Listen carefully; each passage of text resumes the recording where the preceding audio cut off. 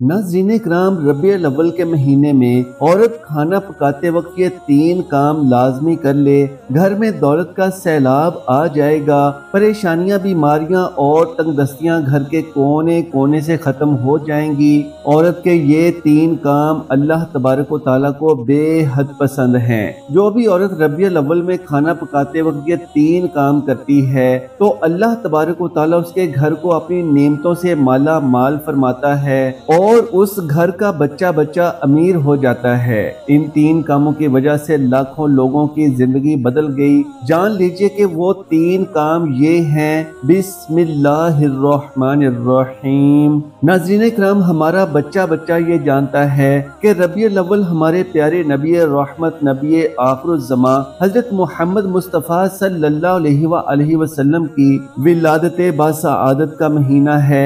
اس مہینے کا ادب و احترام بھی ہر مسلمان پر لازم ہے اور نبی صلی اللہ علیہ وآلہ وسلم کی ولادت پر خوشی کا اظہار کرنا بھی ایک مسلمان کے ایمان کی علامت ہے۔ ہمارے نبی آخر الزمان قیامت تک کے لیے اللہ سبحانہ و تعالیٰ کی تخلیق کردہ بنی نوع انسانیت کے لیے بہت بڑی نعمت اور رحمت ہیں۔ آپ صلی اللہ علیہ وآلہ وسلم نہ صرف انسانوں کے لیے بلکہ جنات کے لیے بھی پیغمبر بنا کر بھیجے گئے۔ قرآن میں اللہ رب العالمین کا ارشاد ہے کہ جب تم پر اللہ کی نعمت اور رحمت آئے تو اس پر خوشی مناؤ۔ تو سوچیں کہ ہمارے پیارے نبی صلی اللہ علیہ وآلہ وسلم ہمارے لیے اس دنیا کی سب خوشیوں سے بڑھ کر خوشی اور اللہ کی سب سے بڑی نعمت ہیں، جیسا کہ نبی کریم صلی اللہ علیہ وآلہ وسلم کا فرمان علی شان ہے کہ کوئی بندہ اس وقت تک مومن ہو ہی نہیں سکتا جب تک میں اسے اس کے ماں باپ، بیوی، اولاد اور مال سے زیادہ محبوب نہ ہو جاؤں۔ اللہ اکبر۔ ناظرین کرام، یاد کریں وہ وقت جب مکہ کی تپتی دھوپ میں ظلم اور ستم کی حدیں پار ہو چکی تھیں، راستے کے کانٹے، پتھروں کی چبھن، لوگوں کی طنزیہ نگاہیں، دل پر تیر برسانے والے تانے اور جسم پر لگنے والے کوڑے گویا ایک ہی کہانی سنا رہے تھے۔ ہر دن ایک نئی اذیت لاتا تھا، لیکن صبر کی انتہا تھی۔ قدم ڈگمگا رہے تھے مگر یقین کی روشنی اندھیروں میں رہنمائی کر رہی تھی۔ مکہ کی گلیوں میں جب لوگ اکٹھے ہو کر راستہ روکتے، کپڑوں کو پکڑتے، پتھر مارتے اور کہتے یہ ہے وہ شخص جو ہمارے بتوں کی توہین کرتا ہے، تب دل پر جو گزر رہی تھی وہ صرف اللہ جانتا تھا۔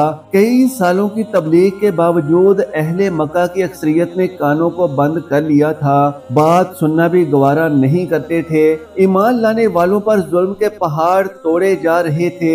حبشہ کی طرف ہجرت کرنے والے بھی دل کے زخم لے کر گئے تھے۔ ایسے میں دل چاہتا تھا کہ کوئی ایسی جگہ ملے جہاں دعوت حق سنی جائے۔ سوچا گیا کہ مکہ کے قریب ایک بستی ہے جسے طائف کہتے ہیں، وہاں کے لوگ شاید دل کے نرم ہوں، شاید وہاں کے سردار بات سنیں، شاید وہاں سے روشنی کی کوئی کرن نکلے۔ قدموں میں تھکن تھی، دل پر مکہ کے زخم تھے، لیکن امید تھی کہ اللہ چاہے گا تو طائف کے لوگ دین کی دعوت کو قبول کر لیں گے۔ چپ چاپ سفر شروع ہوا۔ راستے کٹھن تھے، تیز دھوپ میں قدم جلتی ریت پر پڑتے تو بدن پسینے سے تر ہو جاتا۔ ساتھ حضرت زید بن حارثہ رضی اللہ تعالیٰ عنہ بھی تھے، جو ہر لمحہ حضور صلی اللہ علیہ وآلہ وسلم کے قریب رہتے۔ کبھی تیز چلتے، کبھی دھیرے راستے میں کسی نے سلام نہ کیا، کسی نے پانی نہ دیا، مگر لبوں پر شکوہ نہیں تھا، دل میں بس یہی دعا تھی، اے اللہ میرے رب، میرا پیغام لوگوں کے دلوں تک پہنچا دے۔ کئی دنوں کے سفر کے بعد طائف کی سرزمین دکھائی دی۔ دور سے ہریالی اور باغات کا منظر دل کو سکون دے رہا تھا، جیسے امید کی کرنیں چھپتے ہوئے سورج کے پیچھے سے جھانک رہی ہوں۔ شہر میں داخل ہونے سے پہلے دل میں عجیب سا سکون تھا کہ شاید یہ لوگ سن لیں گے، شاید یہاں دل کے دروازے کھل جائیں، شاید یہاں کا ماحول مکہ کے ظالم ماحول سے بہتر ہو۔ طائف کے قریب پہنچ کر سانسیں کچھ بحال ہوئیں اور شہر میں داخل ہوئے۔ طائف کے 3 بڑے سردار تھے، حضور صلی اللہ علیہ وآلہ وسلم ان سے ایک ایک کر کے ملنے گئے۔ پہلے سردار کے پاس گئے، نرم لہجے میں دعوت دی، دین حق کا پیغام سنایا تو اس نے طنزیہ مسکراہٹ کے ساتھ کہا، کیا اللہ نے تمہارے سوا کوئی اور نہیں پایا جو رسول بنا دیتا؟ الفاظ تیر کی طرح دل پر لگے مگر چہرے پر صبر کی چادر تھی۔ دوسرے سردار کے پاس گئے تو اس نے کہا کہ اگر تم واقعی نبی ہو تو میں تم سے بات نہیں کر سکتا، اور اگر جھوٹے ہو تو تم سے بات کرنا بھی فضول ہے۔ صبر کا دامن تھاما اور تیسرے کے پاس گئے، لیکن اس نے بھی کہکہا لگاتے ہوئے کہا، تمہارے جیسا شخص رسول، بہتر ہے کہ کوئی دیوار گر جائے بجائے اس کے کہ میں تمہاری بات سنوں۔ ایک کے بعد ایک دروازہ بند ہوتا جا رہا تھا، امیدیں ماند پڑ رہی تھی لیکن دل کا یقین کم نہیں ہو رہا تھا۔ حضور صلی اللہ علیہ وآلہ وسلم نے پھر بھی شہر کے عام لوگوں کو پیغام پہنچانے کا فیصلہ کیا۔ دعوت دینے کے بعد جب سرداروں نے دیکھا کہ لوگ سننے لگے ہیں تو انہوں نے براہ راست طائف کے اوباش نوجوانوں کو اکسایا، ان سے کہا کہ اس شخص کو شہر سے نکالو۔ گلیوں میں آواز لگائی گئی، بچے جوان بوڑھے سبھی اکٹھے ہو گئے، ہجوم سا بن گیا، راستے بند کر دیے گئے، لوگ جتھوں کی شکل میں آ گئے، پھر پتھروں کی بارش شروع ہوئی، قدموں سے خون بہہ رہا تھا، جسم پر چوٹیں پڑ رہی تھیں۔ حضرت زید اپنے جسم سے حضور صلی اللہ علیہ وآلہ وسلم کو بچانے کی کوشش کرتے، آگے بڑھ کر پتھر اپنے جسم پر سہتے، زمین پر گر جاتے مگر پھر اٹھ کھڑے ہوتے، ایک لمحے کے لیے بھی آقا صلی اللہ علیہ وآلہ وسلم کو اکیلا نہ چھوڑتے۔ گلیوں میں بھاگتے بھاگتے جسم لہو میں ڈوب گیا، لوگ ہنس رہے تھے، تانے مار رہے تھے، کہہ رہے تھے یہ ہے وہ شخص جو ہمیں گمراہ کرنا چاہتا ہے۔ آنکھوں کے سامنے دھندلاہٹ تھی، پیروں کے نیچے کانٹے، ہاتھوں پر خراشیں، جسم زخموں سے بھر گیا، لیکن دل میں اللہ کی یاد تھی اور لبوں پر صبر کی مہر تھی۔ آخر کار شہر سے باہر نکل کر ایک باغ کے پاس پہنچے، سایہ دار جگہ دیکھ کر بیٹھ گئے، سانسیں بھاری تھی، جسم ٹوٹ رہا تھا، زخموں سے خون بہہ رہا تھا، مگر دل میں غم اور امید دونوں موجود تھے۔ سر اٹھا کر آسمان کی طرف دیکھا، ہاتھ اٹھائے اور ایک ایسی دعا کی جو قیامت تک کے لیے رحمت کی نشانی بن گئی۔ دعا کے الفاظ ایسے تھے کہ فرشتے بھی رک گئے، زمین بھی تھم گئی۔ حضور صلی اللہ علیہ وآلہ وسلم نے کہا، اے اللہ، میں اپنی طاقت کی کمی، اپنے وسائل کی کمی اور لوگوں کی نگاہوں میں اپنی بے قدری کی شکایت تیرے سامنے کرتا ہوں۔ اے سب سے زیادہ رحم کرنے والے، تو کمزوروں کا رب ہے، تو میرا رب ہے، تو مجھے کس کے حوالے کرے گا؟ کسی دور کھڑے دشمن کے یا کسی قریب ظالم کے؟ اگر تو مجھ سے ناراض نہیں تو مجھے کوئی پرواہ نہیں، مگر تیرا عافیت عطا فرمانا میرے لیے آسانی ہے۔ میں تیرے چہرے کے نور کی پناہ مانگتا ہوں جس سے اندھیرے دور ہو جاتے ہیں اور جس کے سبب دنیا اور آخرت کے معاملات سنور جاتے ہیں۔ الفاظ ختم ہوئے تو فضا میں ایک سکون اتر آیا، اتنے میں آسمان سے حضرت جبرائیل علیہ السلام حاضر ہوئے، 7 پہاڑوں کا فرشتہ بھی تھا۔ جبرائیل علیہ السلام نے کہا، اے اللہ کے رسول صلی اللہ علیہ وآلہ وسلم، یہ پہاڑوں کا فرشتہ ہے، اگر آپ چاہیں تو طائف کے دونوں پہاڑ ملا کر اس بستی کو تباہ کر دیا جائے۔ کانپتے لہجے میں پہاڑوں کا فرشتہ عرض کرتا ہے، بس اشارہ کیجئے، میں ان پر پہاڑ گرا دوں گا۔ مگر حضور صلی اللہ علیہ وآلہ وسلم کی آنکھوں میں آنسو آ گئے، تھکے لہجے میں فرمایا، نہیں نہیں، میں ان کے لیے ہلاکت نہیں چاہتا، مجھے امید ہے کہ ان کی نسلوں میں ایسے لوگ پیدا ہوں گے جو اللہ کی عبادت کریں گے، اور یہ کہہ کر دعا کی، اے اللہ ان کو ہدایت دے، ان کو اپنا بنا لے۔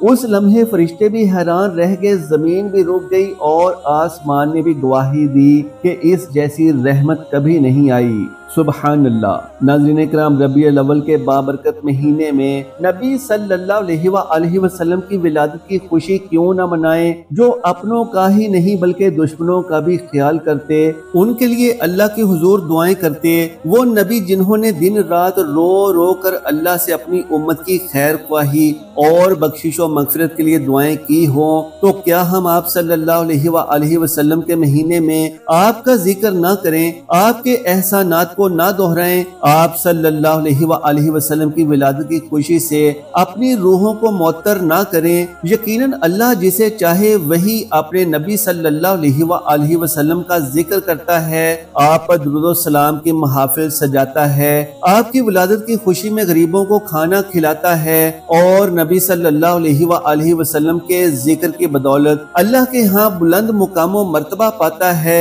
नाज़रीन किराम, रबीउल अव्वल का महीना निहायत ही बाबरकत और रहमतों भरा महीना है।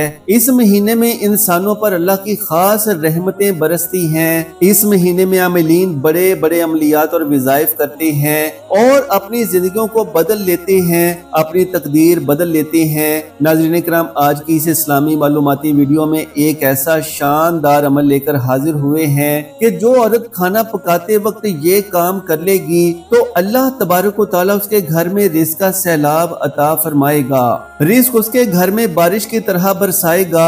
अल्लाह ताला उसके घर के कोने कोने से गरीबी और तंगदस्ती को खत्म कर देगा और उस औरत को अपनी बेतहाशा नेमतें और बरकतें अता फरमाएगा। जान लीजिए कि ये 3 काम करने वाली औरत से अल्लाह राजी हो जाता है, क्योंकि ये 3 काम अल्लाह तबारक व तआला को बेहद पसंद हैं। नाज़रीन किराम, आजकल हमारे घरों में जो परेशानियां, बीमारियां और मसाइल नजर आते हैं उनका ताल्लुक हमारे अमाल से ही होता है।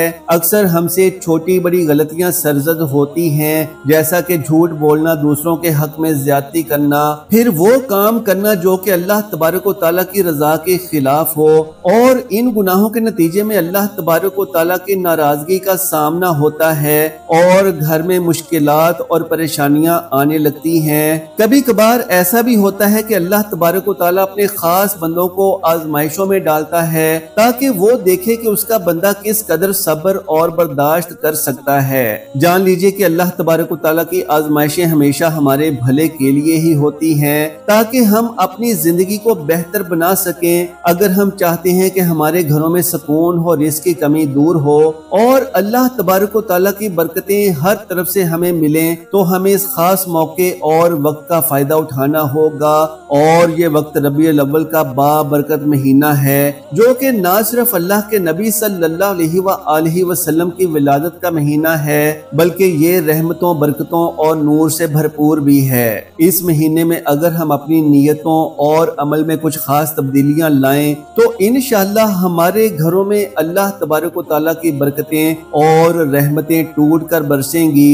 ये बात हकीकत है कि घरों में सुकून, खुशी और रिज़्क़ की फरावानी का दारोमदार हमारी जिंदगी के छोटे छोटे अमलों पर होता है। खास तौर पर वो औरतें जो कि अपने घरों की जिम्मेदारियां निभाती हैं, उनका किरदार बेहद अहम है। जान लीजिए कि एक औरत ही है जो कि अपने घर के माहौल को बेहतर बनाती है, जो कि घर के हर फर्द की जरूरियात का ख्याल रखती है और जो हर काम को दिल से करती है।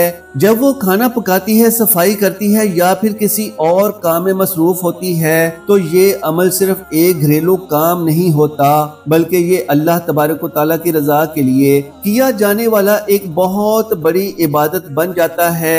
एक नेक और मुत्तकी औरत अपने घर की हिफाजत करती है और उसके लिए बरकतों का दरवाजा खोल देती है।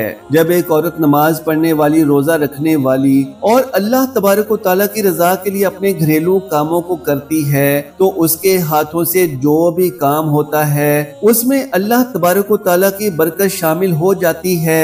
उसकी नेक नियतों और कुर्बानी की वजह से अल्लाह तबारक व तआला अपने बंदे के घर में रिज़्क़ और दौलत की बारिश बरसा देता है। लेकिन इसके बरक्स अगर औरत अपने कामों में गफलत करती है, यानी अगर वो अल्लाह तबारक व तआला के हुकूक को नजरअंदाज करती है, तो फिर उसके घर में रिज़्क़ की तंगी, बीमारियों और मसाइल का सामना हो सकता है। उसके अमाल और नियत का असर उसके घर के माहौल पर पड़ता है। एक औरत जो कि अपने घरेलू कामों में अल्लाह तबारक व तआला की रजा को मद्देनजर रखे, वो न सिर्फ अपने घर की तकदीर बदलती है, बल्कि अल्लाह तबारक व तआला की बरकतें भी उसके घर की तरफ रुख करती हैं। नाज़रीन इकराम, ये समझना जरूरी है कि औरतों का किरदार सिर्फ घरेलू जिम्मेदारियों तक ही महदूद नहीं होता, बल्कि वो अल्लाह तबारक व तआला की बरकतों और रहमतों का सबब भी बनती हैं। औरत के हाथ में वो ताकत है कि वो अपने घर में खुशहाली, सुकून और रिज्क को लेकर आ सकती है। अगर आप अपनी नस्लों को संवारना चाहती हैं, अपने शौहर की कमाई में बरकत देखना चाहती हैं, अपने घर को दौलत से भरना चाहती हैं और दूसरों की मोहताजी से बचना चाहती हैं, तो फिर ये वक्त है कि आप अपने अमाल में बेहतरी लाएं और उन अमाल को अपनाएं जिनसे अल्लाह तबारक व तआला की रजा और बरकत हासिल हो। अगर आप घर के काम करती हैं, खाना पकाती हैं या घर की सफाई करती हैं, तो ये छोटे छोटे काम भी अल्लाह की रजा के लिए किए जाने वाले भी इबादत बन सकते हैं। खास तौर पर रबीउल अव्वल का बाबरकत महीना आपके लिए एक बेहतरीन मौका है कि आप अपने कामों को अल्लाह तबारक व तआला की रजा के लिए करें और उन पर बरकतें हासिल करें। और अगर आप इस महीने में ये अमल करती हैं तो इंशाअल्लाह आपके घर में दौलत की कमी नहीं होगी, रिज़्क की फरावानी होगी और बेबरकती और बीमारी दूर हो जाएगी। इस महीने में की जाने वाली नेकियां और अमाल आपके घरों में खुशहालियां लेकर आएंगे और आपके शौहर की कमाई में बेतहाशा बरकतें भी होंगी। जान लीजिए कि रबीउल अव्वल के महीने में ये छोटे छोटे अमल आपके घर में खुशहाली, सुकून और रिज़्क का दरवाजा खोल देंगे। तो प्यारी बहनें, अगर आप चाहती हैं कि आपके घरों में भी अल्लाह तबारक व तआला की बेशुमार रहमतें और बरकतें आएं, तो इस महीने में अल्लाह के रास्ते में अपने कामों को नेक नियति के साथ करें और फिर देखें कि कैसे आपके घरों में खुशहाली और दौलत का इनाम आता है। जान लीजिए कि जो सबसे पहली चीज है वो है सदका करना। रबीउल अव्वल के महीने में हर रोज कुछ ना कुछ सदका करें, चाहे वो माल का सदका हो या खाना हो या फिर कोई और चीज हो जिसे आप अल्लाह की रजा के लिए किसी जरूरतमंद को दे सकें। सदका देने से रिस्क में बेशुमार बरकतें आती हैं। नंबर 2, बिस्मिल्लाहिर्रहमानिर्रहीम पढ़कर खाना पकाएं और दुरूद शरीफ का विर्द करें। खाना पकाते वक्त सबसे पहले बिस्मिल्लाहिर्रहमानिर्रहीम पढ़ें और फिर दुरूद शरीफ का विर्द करें। आप यकीन जानिए कि ये ऐसा अमल है कि इसको करने से आपके घरों में रिज़्क सैलाब की तरह आएगा, रिज़्क बारिश की तरह बरसेगा और अल्लाह तबारक व तआला आपके घरों में अपनी नेमतों और बरकतों का ढेर लगा देगा। अल्हम्दुलिल्लाह, हमारे घरों में औरतें जब खाना बनाना शुरू करती हैं, मसलन सब्जी बनाने के लिए हाथ धोने से लेकर सब्जी बनाते वक्त, सब्जी को धोते वक्त, चूल्हा जलाते वक्त, हंडिया चूल्हे पर रखते वक्त, अलगर्ज हर एक अमल करते वक्त बिस्मिल्लाहिर्रहमानिर्रहीम पढ़ती रहती हैं। फिर जब जब खाना लगाती हैं बिस्मिल्लाह शरीफ पढ़ती हैं। अल्हम्दुलिल्लाह, घर में अल्लाह की रहमतें दिन रात बरसती हैं। नाज़रीन इकराम, जान लीजिए कि तीसरा काम है नमाज की पाबंदी करना और नमाज के बाद खास दुआ करना। जान लीजिए कि नमाज फजर और नमाज इशा के बाद खास तौर पर अपने घर की खुशहाली और सुकून के लिए दुआ करें।